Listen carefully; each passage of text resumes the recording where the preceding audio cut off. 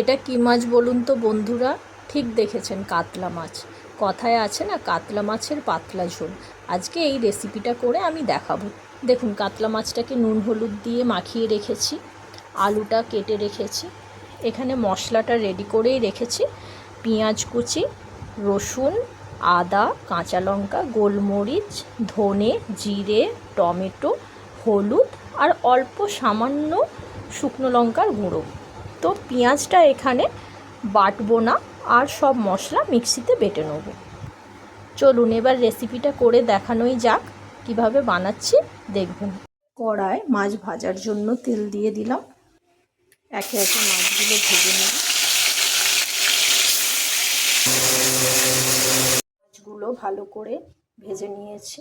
এবার ওই কড়ায় একটু চিনি আর কেশরি মেথি ফোড়ন দেবো।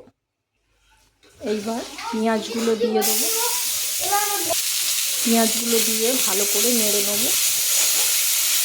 পেঁয়াজটা যাতে তাড়াতাড়ি গলে যায়, নুন দিয়ে দেবো।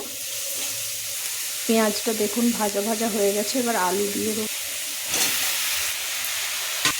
আলুটা নেড়ে নিলাম।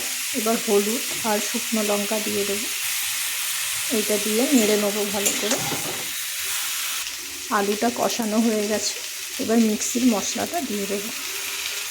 মশলাটা কষানো হয়ে গেছে, এবার মিক্সি ধোয়া জলটা দিয়ে দেবো। জল দিয়ে দিয়েছি, ঝোলটা ফুটে এলে তারপর মাছ দেবো।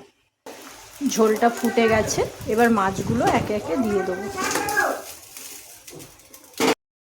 ঝোলটা হয়ে গেছে, এবার নামিয়ে নেব। নামানোর পর লুকটা দেখাচ্ছি। এই দেখুন, কাতলা মাছের পাতলা ঝোল রেসিপির লুকটা এইভাবে এসেছে।